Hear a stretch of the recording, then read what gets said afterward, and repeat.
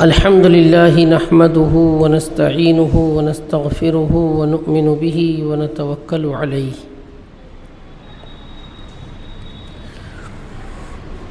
ونعوذ بالله من شرور أنفسنا ومن سيئات أعمالنا من يهده الله فلا مضل له ومن يضلله فلا هادي له وأشهد أن لا إله إلا الله وحده لا شريك له وأشهد أن سيدنا ونبينا ومولانا محمدًا عبده ورسوله أما بعد فأعوذ بالله من الشيطان الرجيم بسم الله الرحمن الرحيم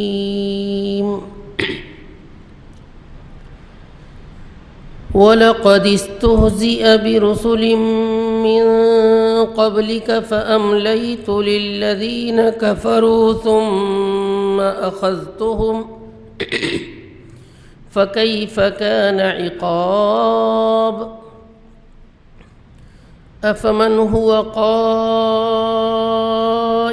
على كل نفس بما كسبت وجعلوا لله شركاء قل سموهم أم تنبئونه بما لا يعلم في الأرض أم بظاهر من القول بل زين للذين كفروا مكرهم وصدوا عن السبيل ومن يضلل الله فما له من هاد لهم عذاب في الحياة الدنيا ولعذاب الآخرة أشق وما لهم من الله من واق مثل الجنة التي وعد المتقون تجري من تحتها الأنهار أكلها دائم وظلها تلك عقبى الذين اتقوا وعقبى الكافرين النار والذين آتيناهم الكتاب يفرحون بما أنزل إليك ومن الأحزاب من ينكر بعضه قل إنما أمرت أن أعبد الله ولا أشرك به إليه أدعو وإليه مآب وكذلك أنزلناه حكما عربيا ولئن اتبعت أهواءهم بعدما جاءك من العلم ما لك من الله من ولي ولا واق ولقد أرسلنا رسلا من قبلك وجعلنا لهم أزواجا وذرية وما كان لرسول أن يأتي بآية إلا بإذن الله لكل أجل كتاب يمحو الله ما يشاء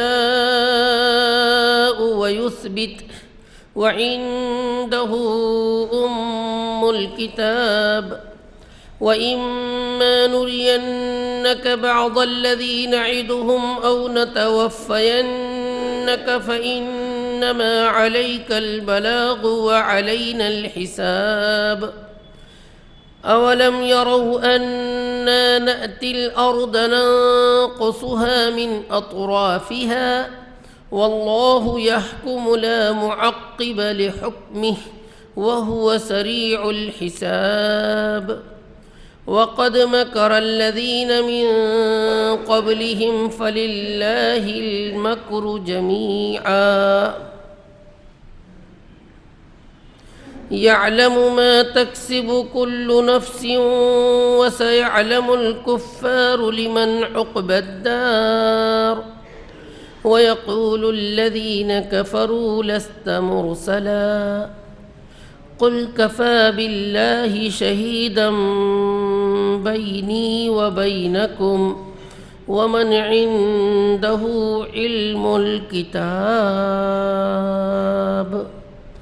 صدق الله مولانا العظيم.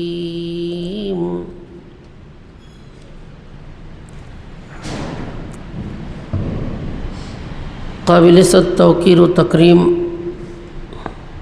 برادران اسلام، معزز و محترم بزرگوں، نوجوان دوستوں، مکرم خواتین اسلام، جو تلاوت مبارکہ بھی ہم نے سماعت کی 13ویں پارے کا 11واں اور 12واں رکوع، سورہ رعد کا 5واں اور 6واں رکوع، پہلے رکوع میں 6 آیات مبارکہ، دوسرے رکوع میں 6 آیات مبارکہ، اس طرح ہم نے کل 12 آیات کی تلاوت سنی ہے۔ پہلے ہم ترجمہ سن لیں، پھر انشاءاللہ کچھ کلام کیا جائے گا۔ اور تحقیق کے آپ سے پہلے رسولوں کا بھی مذاق اڑایا گیا ہے، بس میں نے کافروں کو مہلت دی، پھر میں نے ان کی گرفت کی، پس کیسا رہا میرا بدلہ؟ کیا وہ جو تھامنے والا ہے ہر نفس کو اس کے اعمال کے ساتھ، اور یہ لوگ اللہ کا شریک قرار دیتے ہیں؟ آپ ان سے کہہ دیجئے، ان کے نام تو بتلائیے، یا تم لوگ اس کو اس بات کی خبر دیتے ہو جس کو وہ جانتا نہیں زمین میں، یا پھر سرسری باتیں کرتے ہو؟ بلکہ مزین کر دیا گیا ہے کافروں کے لیے ان کے مکر کو، اور وہ راہ راست سے روک دیے گئے، اور جسے اللہ گمراہ کر دے اسے کوئی راہ دکھانے والا نہیں ہے۔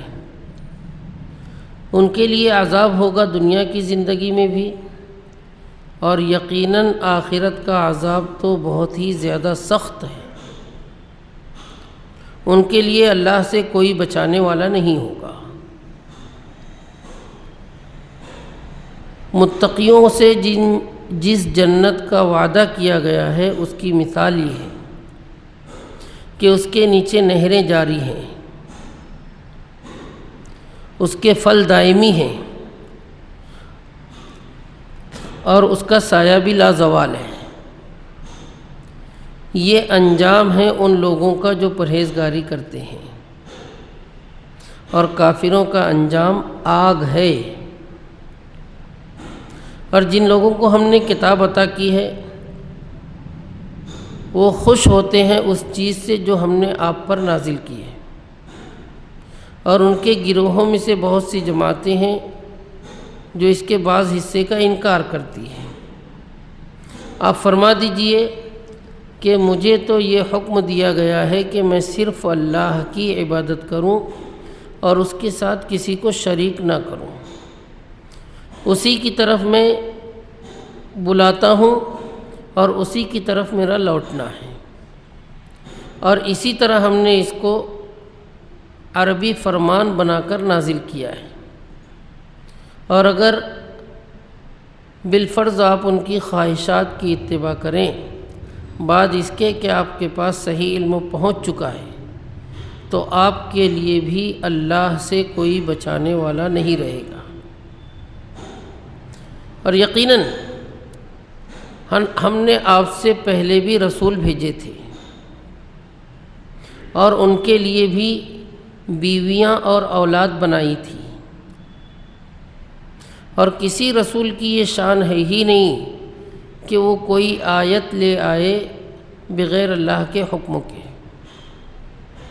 ہر چیز کی ایک مقدار اللہ کے یہاں متعین ہے، وہ جو چاہتا ہے اس کو مٹا دیتا ہے اور جس کو چاہتا ہے باقی رکھتا ہے، اور اسی کے پاس ام الکتاب ہے۔ اور اگر ہم آپ کو بعض وہ چیزیں دکھا دیں جس کی ہم ان کو دھمکی دے رہے ہیں، یا ہم آپ کو وفات دے دیں، تو آپ کی ذمہ داری صرف احکام پہنچانے کی ہے اور حساب لینا ہماری ذمہ داری ہے۔ کیا انہوں نے دیکھا نہیں کہ ہم زمین کو تنگ کر رہے ہیں ان پر ہر جانب سے، اور اللہ فیصلہ کرنے والا ہے، اس کے فیصلے پر کوئی باز پرس کرنے والا نہیں ہے، اور اللہ بہت جلد حساب لینے والے ہیں۔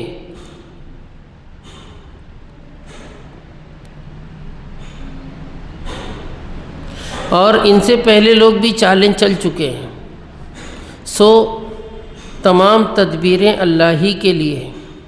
وہ جانتا ہے ہر جاندار جو کچھ عمل کرتا ہے، اور عن قریب کافر لوگ جان لیں گے کہ آخرت کا گھر کن کے لیے ہوتا ہے۔ اور کافر لوگ یہ کہتے ہیں کہ آپ بھیجے ہوئے نہیں ہو۔ آپ کہہ دیجئے کہ ہمارے اور تمہارے درمیان گواہ ہونے کو اللہ ہی کافی ہے، اور وہ بھی کافی ہے جس کو کتاب کا علم دیا گیا۔ یہ دونوں رکوع مبارک کا ترجمہ ہوا۔ الحمدللہ ان تمام آیات پر آج ہماری سورہ رعد مکمل ہو رہی ہے۔ گزشتہ ہفتے کی تفسیر میں آخری آیت میں ہم نے اللہ پاک کا یہ خطاب سنا تھا، مومنین کو متوجہ کر کے کہ کفار کی طرف سے تو الگ الگ فرمائش کی جا رہی ہے، اگر ان کی تمام فرمائشیں بھی پوری کی جاتی، نہیں ماننے والے ہیں، ان کو نہیں ماننا ہے۔ ہمارے آج کی پہلی آیت مبارکہ میں دراصل تسلی دینا مقصود ہے اپنے محبوب صلی اللہ علیہ وسلم کو۔ یقیناً جب اتنی صاف صاف باتیں، اتنی واضح واضح باتیں، اتنے کھلے کھلے معجزات پیش کرنے کے بعد مخالفین مان نہیں رہے، بلکہ بیجا بیجا سوالات کیے جا رہے ہیں، تو آپ کی دل شکنی ہونا، اور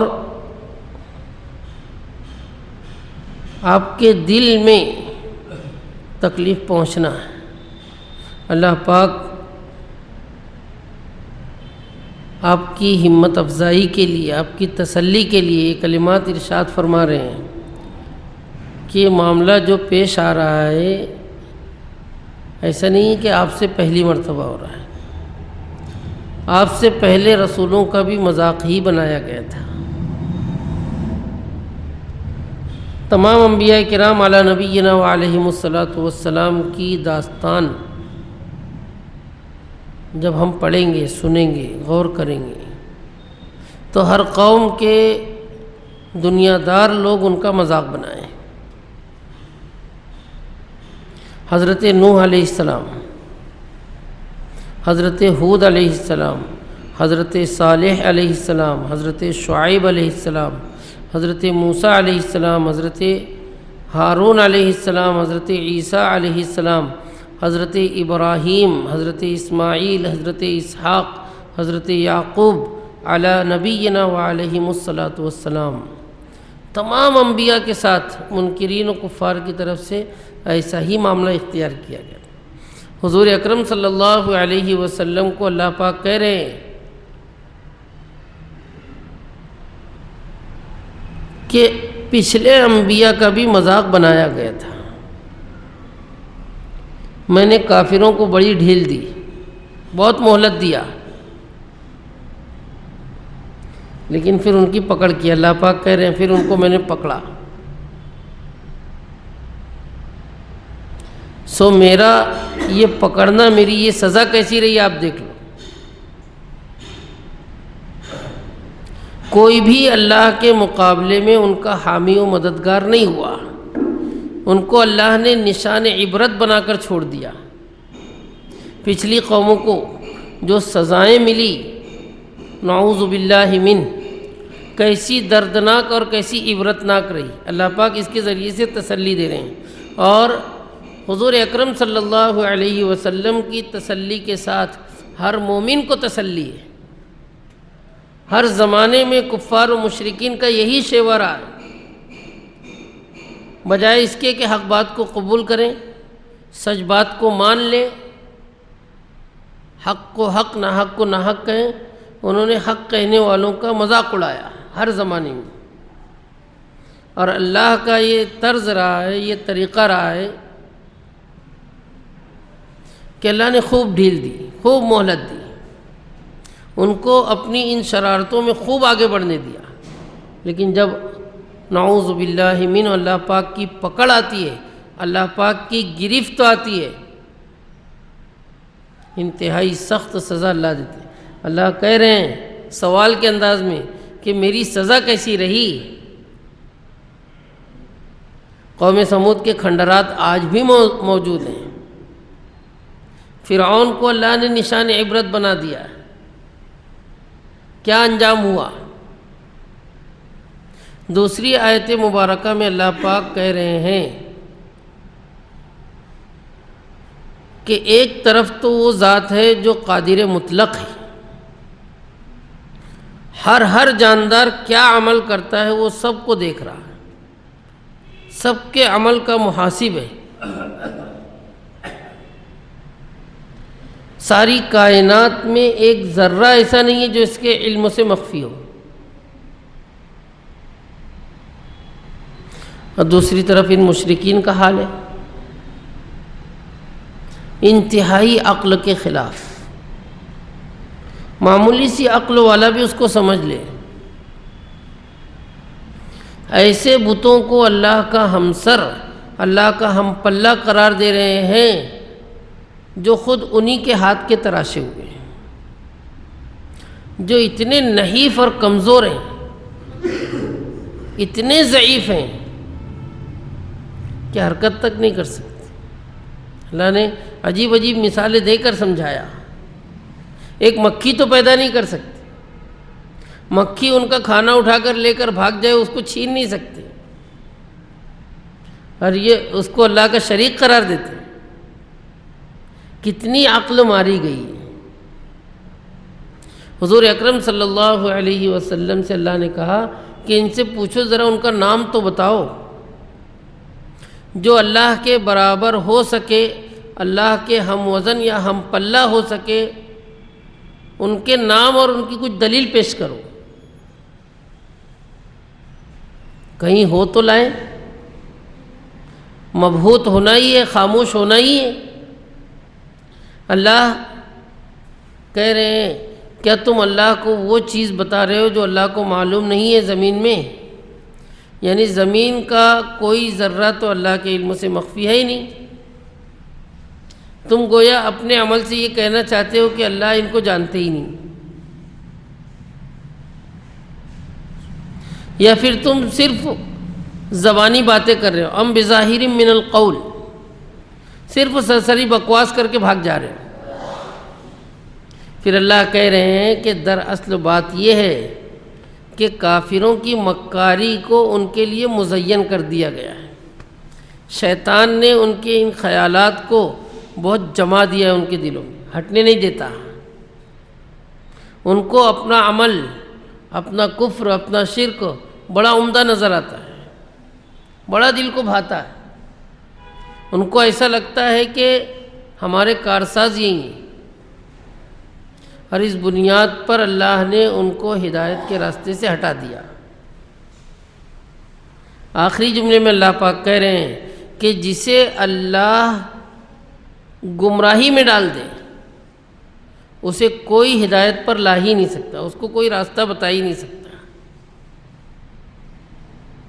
اللہ پاک کسی کے دشمن نہیں ہے کہ اس کو گمراہی میں پھینک دے، بلکہ گمراہ انسانوں کا اپنا عمل ہوتا ہے جس کی وجہ سے وہ گمراہی کی بھول بھلیا میں زندگی بھر رہیں گے، کبھی باہر نہیں آئیں گے۔ ان کا یہ عمل کیا تھا؟ مفسرین نے اس آیت میں باریک نقطہ یہ بیان کیا ہے کہ نیکی نیکی کو کھینچتی ہے، برائی برائی کو کھینچتی ہے۔ انہوں نے اپنے مکر و تدبیر جو حضور اکرم صلی اللہ علیہ وسلم کے خلاف، جو مسلمانوں کے خلاف کیا کرتے تھے، ان کو بڑا بھاتا تھا، بڑا پیارا لگتا تھا۔ اس بنیاد پر اللہ نے بھی ان کو گمراہی میں اٹکا رکھا۔ تیسری آیت مبارکہ میں اللہ پاک وعید سنا رہے ہیں کہ ان مشرکین کے لیے دنیا کی زندگی میں بھی عذاب ہے، اور آخرت کا عذاب تو انتہائی سخت اور مشقت بھرا ہے۔ دنیا میں کیا عذاب؟ قسم قسم کے عذاب آئیں گے، کبھی قحط سالی، کبھی الگ پریشانی، کبھی الگ پریشانی، کبھی تباہی و بربادی۔ چنانچہ دنیا نے دیکھ لیا کیسے ذلیل ہوئے۔ ابو جہل جو اس وقت سرغنہ تھا، مشرکین کا سردار تھا، انتہائی ذلت سے مارا گیا میدان بدر میں، اور دو چھوٹے چھوٹے معصوم بچوں نے اس کو قتل کیا۔ ابو لہب ملعون جو سب سے پہلے توحید کی مخالفت کرنے والا تھا، کتے کی موت مرا۔ تمام دشمنوں کو اللہ نے کیفر کردار تک پہنچایا۔ اللہ کہہ رہے ہیں دنیا کی زندگی میں بھی عذاب ہے، لیکن آخرت کا عذاب اور زیادہ مشقت بھرا ہے، اور زیادہ سخت ہے۔ آخرت کا عذاب ناقابل تصور ہے، ہم اس کو ذہن میں رکھیں۔ مفسرین نے لکھا ہے کہ ہر جہنمی کے لیے، ہر مشرک کافر منافق کے لیے دوہرا عذاب رہے گا۔ وہ دوہرا عذاب کیا ہے؟ ایک تو جنت سے محرومی، اور دوسرے جہنم کا مستحق ہو جانا، اور دوام کے ساتھ۔ دنیا کا عذاب اور تکلیف تو یہ ہے کہ اگر بہت زیادہ بڑھ جائے تو موت آ کر خاتمہ کر دے گی، لیکن وہاں عذاب کا خاتمہ بھی نہیں ہوگا، عجیب و غریب پریشانی رہے گی، نعوذ باللہ من۔ روایات میں آتا ہے، حضرت ابو ہریرہ رضی اللہ تعالیٰ عنہ روایت پیش کرتے ہیں کہ قبر میں جب کوئی مومن رکھا جاتا ہے، مومن کا حساب کتاب ہوتا ہے، اور وہ سارے سوالات کے صحیح جواب دے دیتا ہے، اس وقت اللہ پاک کی طرف سے اس کا یہ معاملہ کیا جاتا ہے کہ اس کو کوئی دروازہ کھول کر جہنم دکھائی جاتی ہے، اور جہنم کی سخت تکلیفیں بتائی جاتی ہیں، اور اس سے کہا جاتا ہے کہ دیکھ، اگر آج تو ناکام ہوتا تو یہ تیرا ٹھکانہ ہوتا، لیکن اللہ کے فضل سے تو اس سے بچ گیا، اب تیرے لیے یہ نہیں یہ ٹھکانہ ہوگا۔ اس دروازے کو بند کر کے جنت کا دروازہ کھول دیا جاتا ہے۔ وہاں کی خوشگوار فضا کو دیکھ کر ہوا کے ذریعے سے وہ اتنا مسرور ہوتا ہے، اتنا خوش ہوتا ہے کہ اس کی خوشی کی کوئی حد اور انتہا نہیں رہتی۔ اس کے برعکس معاملہ کفار مشرکین منافقین کے ساتھ کیا جاتا ہے۔ جب وہ سارے سوالات میں ناکام ہو جاتا ہے تو اس کے سامنے جنت کے مناظر پیش کیے جاتے ہیں، جنت کا دروازہ کھول کر بتایا جاتا ہے، دیکھ تو ذرا کیسی جگہ ہے۔ دیکھتا ہے،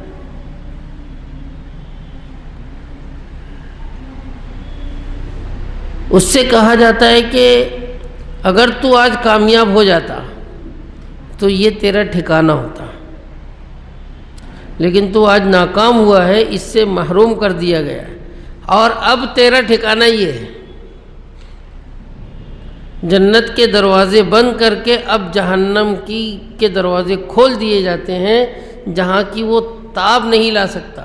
اس وقت اس کے حسرت و افسوس کی انتہا ہوتی ہے، اتنا پچھتاوا ہوتا ہے، اتنا پچھتاوا ہوتا ہے کہ ہم دنیا میں بیان نہیں کر سکتے۔ اللہ اس طرف اشارہ کر رہے ہیں کہ ان کو اللہ دنیا میں بھی عذاب دیں گے اور آخرت کا عذاب بڑا مشقت بھرا رہے گا، اور سب سے اہم بات ان کے لیے اللہ سے کوئی بچانے والا رہے گا ہی نہیں، کوئی طاقت اور قوت ایسی ہے ہی نہیں جو کسی بھی منافق کو، کافر کو، مشرک کو اللہ کے عذاب سے بچا دے۔ نعوذ باللہ من۔ ان 3 آیات مبارکہ میں کفار و مشرکین کو تنبیہ بھی کی گئی، تادیب بھی کی گئی اور ڈرایا دھمکایا گیا، ان کو سمجھایا گیا کہ شاید ہوش کے ناخن لے لیں۔ چوتھی آیت مبارکہ میں اب اللہ پاک ایک مثال پیش کر رہے ہیں اہل جنت کی، متقیوں کی۔ اللہ کہہ رہے ہیں اس جنت کی مثال جس کا وعدہ متقیوں سے کیا گیا ہے، یہ ہے کہ اس کے نیچے نہریں جاری ہیں۔ جنت کی نعمتیں انگنت اور بے شمار ہیں، ایسی ہیں کہ ہم کو تفصیل بھی نہیں معلوم، لیکن جنت کی یہ صفت اللہ نے قرآن میں بار بار بیان کیا، تجری من تحتها الانہار، کیونکہ یہ منظر فطری طور پر ہر کسی کو پسند ہوتا ہے۔ باغ میں نہر بہہ رہی ہو، اور خاص طور پر عرب والوں کے لیے تو یہ انتہائی انمول نعمت تھی۔ عرب پورا ریگستان تھا، وہاں پانی بڑا انمول جب بھی تھا، آج بھی ہے۔ اللہ نے اپنے فضل و کرم سے کچھ علاقوں میں فراوانی کر دی ہے، لیکن عرب کے اکثر علاقوں میں آج بھی پانی بڑا قیمتی اور بڑا مہنگا ہے۔ ایسی جگہوں پر جب انسان اٹک جائے تو ایک گلاس پانی بھی اس کے لیے بڑا انمول ہوتا ہے۔ ایسے کسی فرد کو اللہ پاک ایک گلاس نہیں پوری نہر دے دیں، ان کے تصور سے بالاتر انعام تھا۔ دوسری بات یہ تھی کہ نہروں کو دخل ہوتا ہے باغات کو سرسبز و شاداب رکھنے میں۔ نہروں کے اطراف کے باغات ہمیشہ ہرے بھرے لہلہاتے ہوتے ہیں۔ اللہ کہہ رہے ہیں کہ اس کے پھل بھی لازوال ہیں، اس کے سائے بھی لازوال ہیں، دائمی اور عجیب و غریب پھل۔ جنت کے پھل ایسے ہوں گے، اللہ پاک نے دوسری آیات میں بیان کیا ہے کہ جنتی کبھی اکتائے گا نہیں۔ دنیا میں ہم کتنا بھی مہنگا سے مہنگا، عمدہ سے عمدہ، میٹھے سے میٹھا پھل کھائیں، 1 بار 2 بار 3 بار 4 بار 10 بار 20 بار اکتا جائیں گے۔ ارے کیا وہی کھا رہے ہیں۔ اگر کوئی پسندیدہ چیز بھی ہو تو بالآخر طبیعت اس سے بھر جاتی ہے، لیکن جنت کے پھلوں سے طبیعت کبھی نہیں بھرے گی۔ اور یہ عجیب و غریب قدرت ہوگی کہ دوام کے ساتھ اس بات کو اچھی طرح ہم ذہن میں رکھیں۔ دنیا میں ہم دوام نہیں سمجھ سکتے، کیونکہ یہاں دوام ہے ہی نہیں، یہاں بالآخر فنا اور خاتمہ ہے۔ ہمیشہ وہ پھل سے لطف و اندوز ہوتے رہیں گے، اور ہر مرتبہ اللہ پاک کی جانب سے نیا ذائقہ میسر ہوگا، ہر مرتبہ نیا ذائقہ۔ نہ کبھی پھل خراب ہوں گے، نہ ان پر خزاں آئے گی، نہ ان کے درخت خشک ہوں گے۔ اللہ کہہ رہے ہیں ہمیشہ رہیں گے سرسبز و شاداب، اور جنت کا سایہ بھی ہمیشہ۔ جنت کا منظر بزرگوں اور دوستوں نورانی ہوگا، لیکن وہاں دھوپ نہیں ہوگی، سورج اور چاند نہیں ہوگا۔ مفسرین نے بعض روایات سے استنباط کر کے دنیا میں اس کی مثال بیان کی ہے کہ نماز فجر کے بعد سورج طلوع ہونے سے پہلے جو منظر ہوتا ہے، یہ جنت کی روشنی کا منظر ہوتا ہے۔ سورج ابھی نکلا نہیں ہے، لیکن روشنی ہے، ہر چیز نظر آ رہی ہے، اور سایہ ہی سایہ۔ جنت کے سائے بھی عجیب و غریب روایات میں بیان کیے گئے ہیں، قرآن پاک کی دوسری آیات میں بیان کیے گئے ہیں۔ یہاں اللہ پاک کہہ رہے ہیں متقیوں سے وعدہ فرما کر کہ اللہ پاک ان کو یہ دائمی اور لازوال نعمتیں عطا فرمائے گا، پھلوں کی شکل میں بھی، سائے کی شکل میں بھی، اور در حقیقت دو ہی چیزوں کا ذکر ہے، لیکن اصلاً پوری جنت دوام بھری رہے گی۔ اللہ کہہ رہے ہیں یہ متقیوں کا نتیجہ ہے، انجام ہے، انجام۔ دنیا میں تھوڑی سی پرہیزگاری کیے، خاص طور پر کفر اور شرک سے بچے، اللہ نے ان نعمتوں سے مالا مال کر دیا۔ ان کے برخلاف جو نہیں ماننے والے، اللہ کہہ رہے ہیں ان کا ٹھکانہ تو آگ ہے، آگ۔ آگ دنیا میں بھی ناپسند ہوتی ہے، اور آخرت کی آگ تو اللہ کی پناہ اتنی سخت اور اتنی شدید ہوگی کہ اس کی تاب نہ لا سکیں گے، کھال اتار دے گی، نعوذ باللہ۔ اللہ نے قرآن کریم میں دوسری جگہ کہا ہے ان کی کھالیں جھلس جائے گی، اور جیسے ہی کھال جھلسے گی اللہ پاک پھر عذاب کا ذائقہ دینے کے لیے ان کی کھال کو ویسے ہی کر دے گا، نعوذ باللہ۔ اس آیت مبارکہ میں مختصر مگر جامع انداز میں اللہ پاک نے جنت کی نعمتیں اور نہ ماننے والوں کے لیے جہنم کی وعید سنائی ہے۔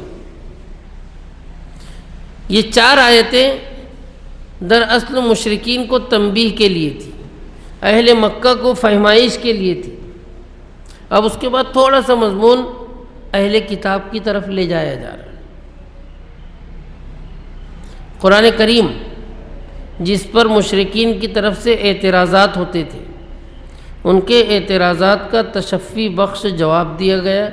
اب ساتھ ساتھ میں یہود اور نصارہ بھی ایسے تھے کہ ان میں سے کچھ افراد تو ماننے والے تھے، لیکن کچھ لوگ اعتراض کیا کرتے تھے۔ ان کے ایک ایک اعتراض کا ایک ایک جملے میں جواب دیا جا رہا ہے۔ اللہ پاک کہہ رہے ہیں کہ اہل کتاب میں سے بھی کچھ ایسے ہیں کہ جو کتاب ہم نے آپ پر اتاری ہے اس سے وہ لوگ بہت خوش ہوتے ہیں۔ نجاشی رضی اللہ تعالیٰ عنہ پہلے عیسائی تھے، جیسے ہی حضرت جعفر رضی اللہ تعالیٰ عنہ سے کلام مجید سنا آنکھیں ڈبڈبا گئیں، خوب روئے۔ ان کے پادری بھی بہت روئے، اتنا روئے کہ انجیل کے جو نسخے لے کر بیٹھے تھے سب تر کر دیے، اور وہیں اسلام قبول کیا۔ ایک وفد بھیجا 70 افراد کا، جو مدینہ منورہ پہنچ کر حضور اکرم صلی اللہ علیہ وسلم سے کلام مقدس سن کر خوب آپ دیدہ ہوا ہے، اور آمنا باللہ کی صدائیں لگایا۔ ایسے ہی یہود میں بھی کچھ اہل حق تھے، بالخصوص عبداللہ ابن سلام رضی اللہ تعالیٰ عنہ، اور ان کے بھی کچھ ساتھی تھے، 71 ساتھی تھے۔ انہوں نے بھی فوراً قرآن مجید پر ایمان لایا اور اس کو آسمانی کتاب تسلیم کیا ہے،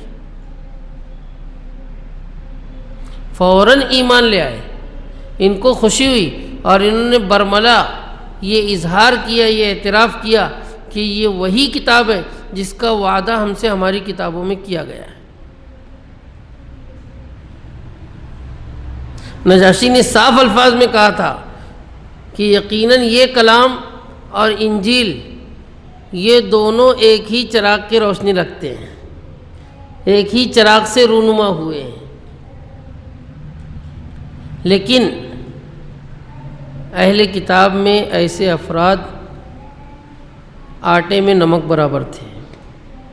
اللہ کہہ رہے ہیں کہ ان کے بہت سے گروہ کتاب کا اکثر حصہ مانتے ہی نہیں، انکار کرتے ہیں،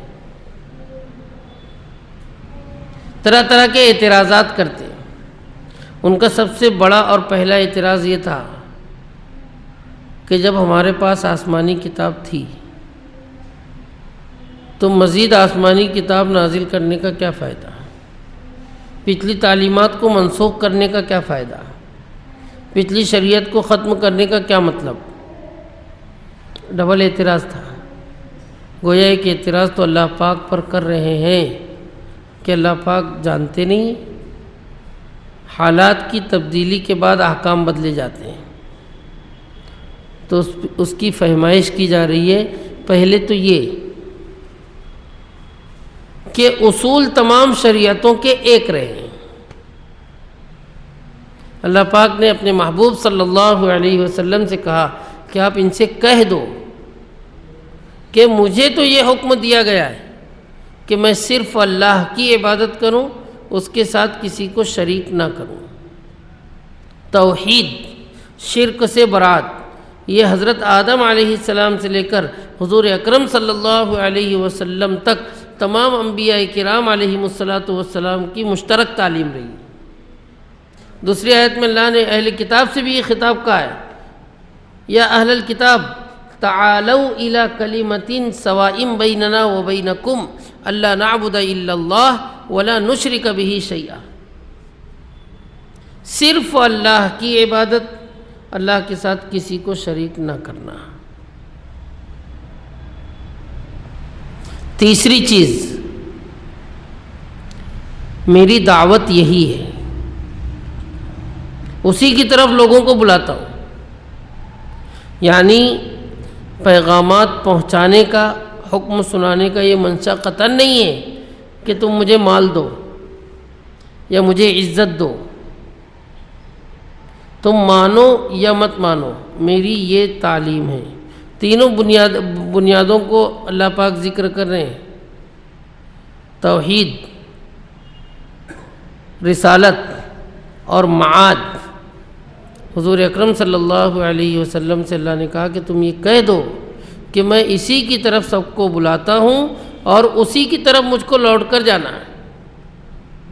مرنے کے بعد سب کو اللہ ہی کی طرف لوٹنا ہے. تمام انبیاء کرام علیہم السلام کی تعلیم میں یہ باتیں مشترک تھیں. دوسرا اعتراض یہ تھا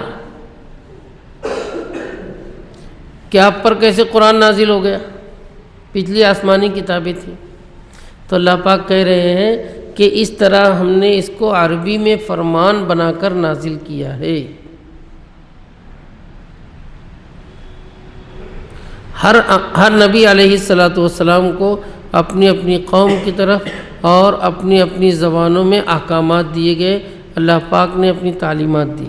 اسی طرح قرآن کریم کو عربی زبان میں عربوں کی طرف نازل کیا. اس کے بعد حضور اکرم صلی اللہ علیہ وسلم کو بھی ایک سخت وارننگ دی جا رہی ہے، دھمکی دی جا رہی ہے اسی چھٹی آیت مبارکہ میں. لیکن یہ در حقیقت آپ صلی اللہ علیہ وسلم کو نہیں بلکہ امت کو سنانا ہے. اگر بالفرض صحیح علم آپ کے پاس پہنچ جانے کے بعد آپ ان کی خواہشات کے مطابق چلو گے، وہ تو یہ چاہتے ہیں کہ تم شرک کرو، اللہ کو ایک نہ مانو. مشرکین بھی چاہتے ہیں، یہود بھی چاہتے ہیں، نصارہ بھی چاہتے ہیں. اگر آپ نے یہ کام کیا تو اللہ سے بچانے والا آپ کے لیے بھی کوئی نہیں ہوگا. کتنا سخت جملہ ہے. حضور اکرم صلی اللہ علیہ وسلم سے تو یہ توقع قطعاً نہیں کی جا سکتی. بفرض محال اگر آپ بھی یہ کریں تو آپ کو بھی سزا ملے گی. کتنا سخت جملہ ہے. آسانی کے طور پر مفسرین نے یوں سمجھایا ہے کہ حضور اکرم صلی اللہ علیہ وسلم کو تنبیہ کر کے امت کو بتانا ہے، ہر مخاطب کو سنانا ہے کہ اگر شرک کرو گے، اللہ کی توحید کا اقرار نہیں کرو گے، اللہ کی گرفت سے بچ نہیں سکتے. دوسرا نقطہ یہ بیان کیا ہے مفسرین نے کہ قانون سب کے لیے برابر ہوتا ہے. قانون میں کوئی خاص نہیں ہوتا، کوئی عام نہیں ہوتا. اللہ نے جب اپنے سب سے چہیتے، سب سے لاڈلے، سب سے پیارے اپنے محبوب صلی اللہ علیہ وسلم کے لیے یہ ضابطہ بنا دیا کہ اگر آپ نے بھی یہ کام کیا تو آپ کو بھی سزا، تو دوسرے کہاں سے بچیں گے؟ قانون جو بنایا جاتا ہے اس میں سب برابر رہتے ہیں، کوئی اس سے مستثنی نہیں ہوتا، کوئی الگ نہیں ہوتا، کوئی خاص نہیں ہوتا، کوئی عام نہیں ہوتا۔ یہ دنیا والے ہیں کہ قانون کسی کی نظر میں کچھ کرتا ہے، کسی کے حق میں کچھ کرتا ہے، کسی کے حق میں چشم و پوشی کی جاتی ہے اور کسی کو پوری سزا دی جاتی ہے۔ لیکن اللہ کے یہاں یہ اصول اور ضابطہ نہیں ہے۔ اللہ کے یہاں جو مقبول ہے وہ توحید ہے، جو مردود ہے وہ کفر و شرک ہے، بس۔ 7ویں آیت مبارکہ جو دوسرے رکوع کی پہلی آیت ہے، اس میں یہود کے ایک دوسرے اعتراض کا جواب دیا جائے۔ جو مشرکین کو بھی اعتراض تھا، یہودیوں کو بھی تھا، نصارہ کو بھی تھا، اللہ کا نبی یہ تو سارے انسانی کاموں میں لگا ہے، اور ذرا دیکھو تو نکاح پہ نکاح کیے جا رہے ہیں، عورت بچوں میں لگے، خواہشات انسانی ان کے اندر ہیں۔ تو اللہ پاک نے بیان کیا کہ ہم نے آپ سے پہلے بھی رسولوں کو بھیجا تھا اور ان کی بھی بیویاں بچے تھے۔ جن رسولوں کو یہ لوگ رسول مانتے ہیں وہاں اعتراض نہیں کیے۔ مشرکین بھی حضرت ابراہیم علیہ السلام کو، حضرت اسماعیل علیہ السلام کو مانتے تھے، اپنے آپ کو ابراہیمی کہتے تھے۔ یہود تمام انبیاء بنی اسرائیل کے قائل تھے، سب کے بیوی بچے ہوئے، آج تک یہ بات نہیں کھٹکی، اور اس نبی کو اگر بیوی بچے ہیں تو اعتراض ہو رہا ہے۔ یعنی بالفاظ دیگر بات یہ کہنا چاہتے ہیں کہ نبی انسان نہیں ہونا چاہیے، کوئی فرشتہ وغیرہ ہی ہونا چاہیے۔ اس بات کا جواب بار بار دیا گیا ان کو۔ عین حکمت یہ تھی کہ انسانوں میں انسان ہی کو نبی بنایا جائے۔ فرشتہ ہوتا اس کو بھوک نہیں لگتی، پیاس نہیں لگتی، خواہشات اس کے اندر نہیں رہتی، تکان اس کے اندر نہیں رہتی، وہ انسانوں کے جذبات نہیں سمجھتا، کیسے عمل کی ترغیب دیتا ہے؟ اللہ کی حکمت کا منشا یہی تھا کہ انسان ہی کو رسول بنایا جائے، اور رسول بھی انسانی کام کرنے والے۔ حضور اکرم صلی اللہ علیہ وسلم نے ارشاد فرمایا، بخاری اور مسلم شریف کی روایت ہے کہ میں بھی تمہارے جیسا انسان ہوں، میں روزہ بھی رکھتا ہوں، افطار بھی کرتا ہوں، رات کو آرام بھی کرتا ہوں، قیام بھی کرتا ہوں، میں نکاح بھی کرتا ہوں، بیوی بچوں میں بھی رہتا ہوں۔ جو شخص اس کا انکار کرے وہ کافر ہے۔ سخت جملہ آپ نے فرمایا کہ اس کا انکار کافر ہی کرتا ہے۔ یہ وہم چھوڑ دیا جائے کہ نبی کو یہ کام نہیں کرنا چاہیے۔ حضور اکرم صلی اللہ علیہ وسلم کے تعدد ازدواج پر یہ لوگ انگشت نمائی کرتے تھے، انگلی اٹھاتے تھے، تو اللہ نے یہ تنبیہ کی کہ آپ سے پہلے انبیاء بھی بیوی بچوں والے تھے، بلکہ کثیر العیال بھی تھے، کثیر الازواج بھی تھے۔ حضرت داؤد علیہ السلام کے بارے میں روایات میں آتا ہے کہ آپ کی 100 بیویاں تھیں۔ حضرت سلیمان علی نبینا وعلیہ الصلاۃ والسلام 300 بیویاں لکھا ہے روایات، اور 700 باندیاں۔ اور آپ کا ایک واقعہ تو بخاری شریف کی صحیح حدیث میں آتا ہے کہ 100 بیویوں سے ایک ساتھ اولاد کے خواہش مند تھے، اور کوشش کیا بھی تھا لیکن ناکام ہوئی۔ حضور اکرم صلی اللہ علیہ وسلم فرماتے ہیں کہ اگر حضرت سلیمان علیہ السلام اس وقت انشاءاللہ کہہ دیے ہوتے تو پوری 100 بیویوں سے اولاد ملتی، اور 100 کی 100 اولاد مجاہدین رہتے جو اللہ کے راستے میں جہاد کرتے۔ انشاءاللہ بھول جانے کی وجہ سے اللہ نے ان کو اس وقت محروم کر دیا تھا۔ ایسے ہی دیگر انبیاء علیہم الصلاۃ والسلام، حضرت ابراہیم علیہ السلام کی 2 ازواج تو بہت مشہور ہیں، حضرت ہاجرہ، حضرت سارہ۔ کسی نبی کی بیوی پر، بچے پر ان کے ذہن میں کھٹکا پیدا نہیں ہوا، صرف محمد الرسول اللہ صلی اللہ علیہ وسلم کی ازواج پر پیٹ میں درد ہو رہا ہے۔ اللہ نے کہا ہے کہ یہ ہمارا اصول ہے، طریقہ ہے، تمام انبیاء و رسول صاحب ازواج بھی رہے ہیں، صاحب اولاد بھی رہے ہیں۔ یہ کوئی منافی نہیں ہے، نبوت کے خلاف نہیں ہے، نبوت کی شان کے منافی نہیں ہے۔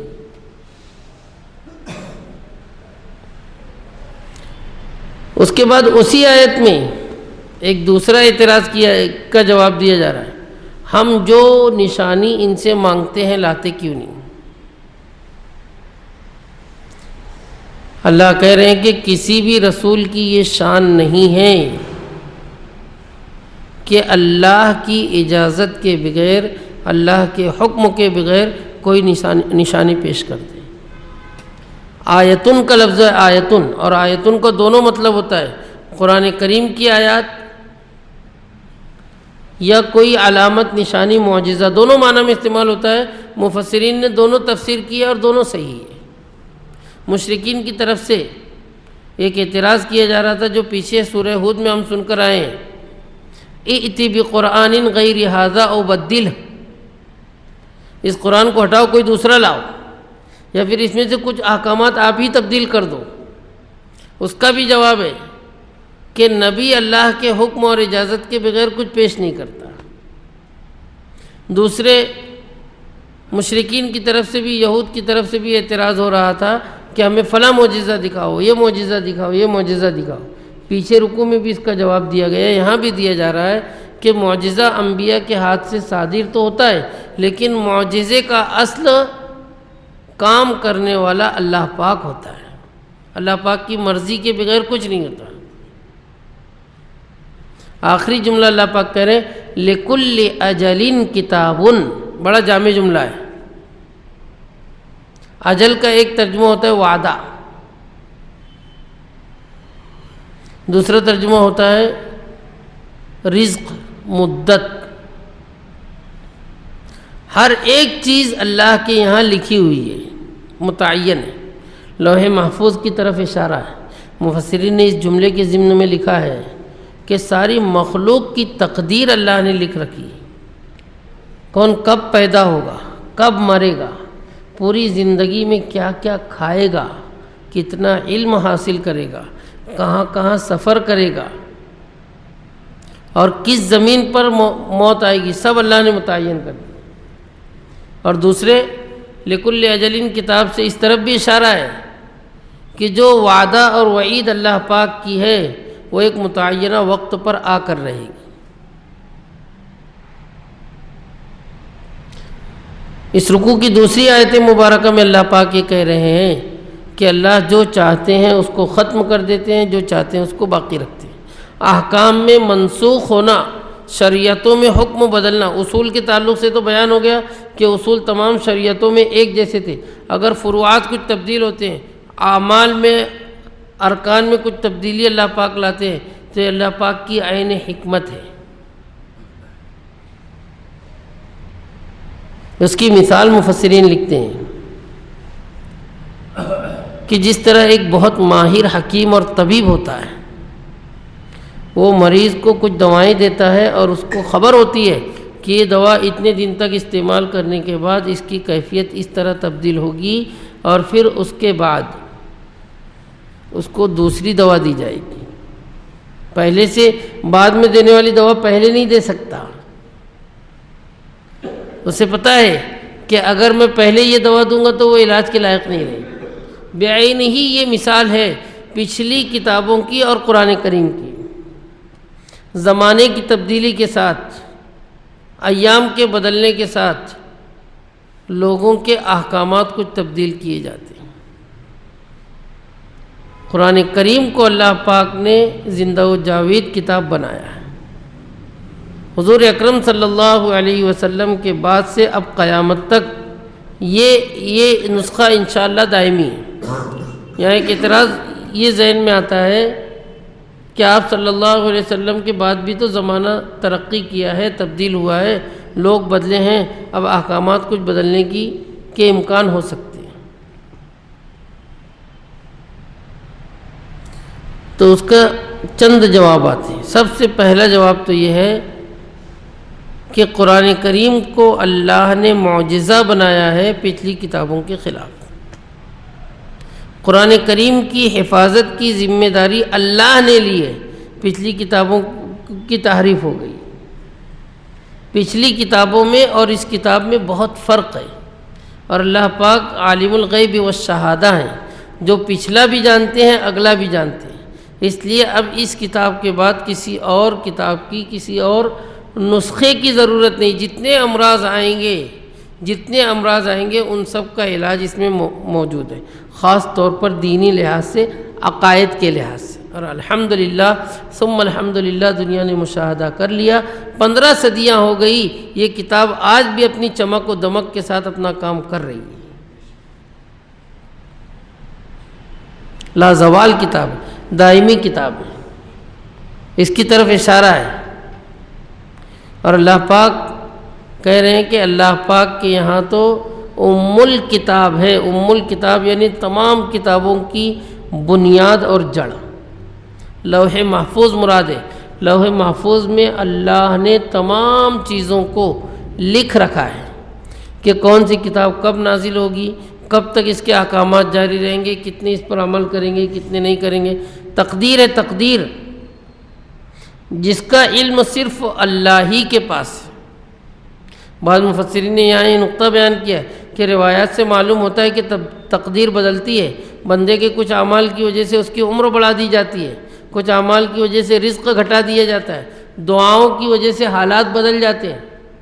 تو اس کا پوری وضاحت سے مفسرین نے یہ بیان کیا ہے کہ ایک تو تقدیر مبرم ہے جس میں کوئی تبدیلی نہیں، جو لوح محفوظ میں لکھا ہے، اس میں سے ہر سال جو فرشتوں کو احکامات دیے جاتے ہیں، بندوں کے مطابق حکم دیے جاتے ہیں، اس میں اللہ پاک یہ طے کر دیتے ہیں کہ اس بندے کی صلہ رحمی کی وجہ سے اس کی عمر بڑھے گی، اس کے اس ظلم کی وجہ سے اس کا رزق گھٹے گا، اس کی اس دعا کی وجہ سے تبدیلی ہوگی۔ یعنی فرشتوں کو جو دیتے ہیں اللہ پاک، اس میں تھوڑی سی تبدیلی ہوتی ہے، لیکن در حقیقت اصل و نوشتے میں کوئی تبدیلی نہیں ہوتی۔ وَعِندَهُ أُمُّ الْكِتَابِ۔ تیسری آیت مبارکہ جو آج کی 9ویں آیت ہے، اس میں اللہ پاک کہہ رہے ہیں کہ جو کفار و مشرکین کو اللہ نے دھمکی دی ہے، وعید سنائی ہے کہ ان میں دنیا میں بھی عذاب آ سکتا ہے، آخرت میں بھی آ سکتا ہے، تو اللہ کہہ رہے ہیں کہ اگر یہ وعدہ ہم تم کو دکھا دیں یا موت دے دیں، یعنی ہو سکتا ہے آپ کی زندگی میں آ جائے یا آپ کی موت کے بعد ہو، یا دنیا میں نہ ہو آخرت میں ہو، آپ اس کی فکر چھوڑ دیں۔ مشرکین کی طرف سے یہ طعنہ دیا جاتا تھا کہ اگر آپ اللہ کے سچے نبی ہو تو جھٹلانے پر ہم پر سزا کیوں نہیں آتی؟ بعض مشرکین کو یہ واہمہ تھا کہ اللہ پاک ہمارے حالات سے بے خبر ہیں، بعض لوگ اس سے زیادہ جری تھے کہ اللہ کیا سزا دے دیں گے ہم کو۔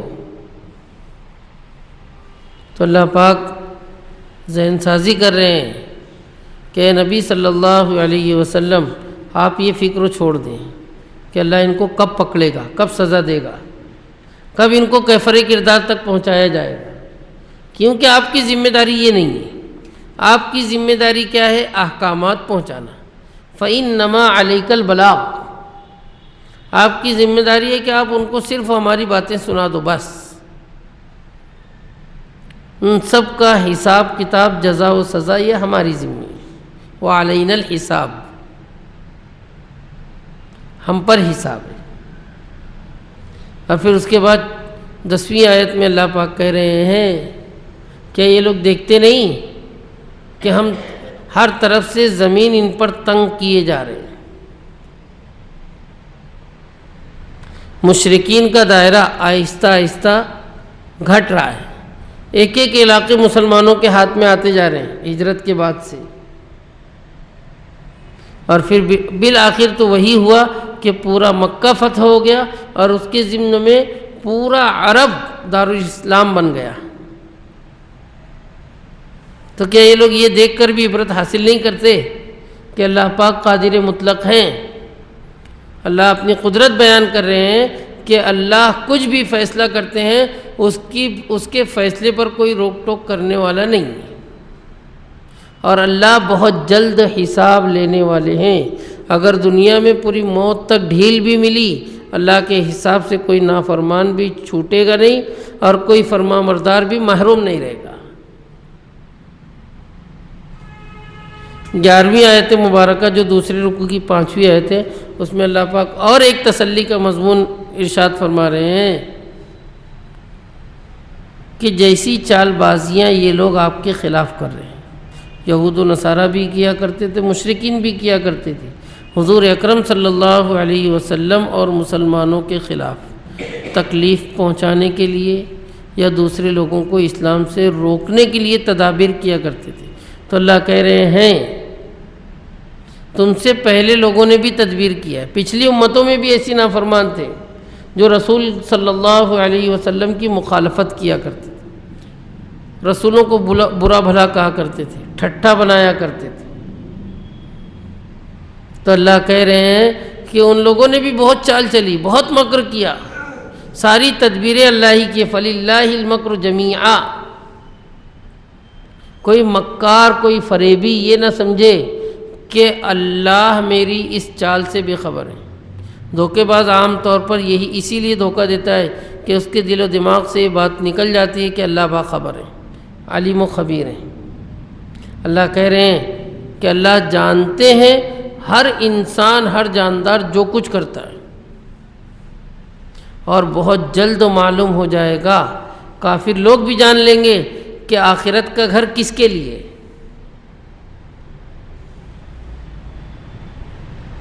وہاں کون انعام پائے گا، کون سزا پائے گا، اللہ قریب بتا رہے ہیں۔ دنیا میں ہم کو لگ رہا ہے بظاہر بہت دور ہے، ابھی تو کتنے برس باقی ہے، نہ جانے کتنی لمبی زندگی ہے، لیکن کل قیامت میں معلوم ہوگا کہ کتنی جلدی اللہ پاک نے ہر ایک کو اس کے ٹھکانے پر پہنچا دیا۔